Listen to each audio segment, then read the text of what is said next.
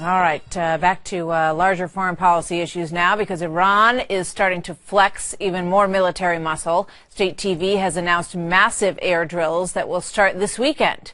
The war games are set to cover nearly all of eastern Iran and will show off the country's arsenal of jet fighters, drones, and air defense systems. Leland Bittert is live in Jerusalem. So, Leland, what does this mean for the region?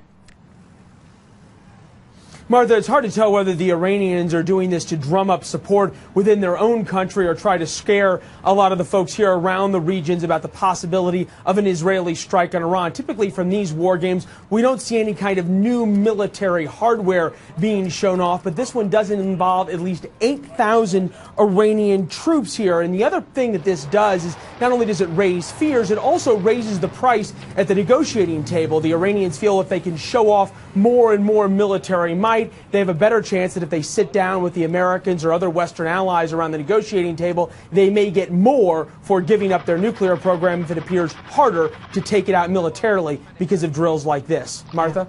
Interesting. So this was announced just hours after the election here at home, the re-election for President Obama. What's the feeling on all of that in Israel, Leland?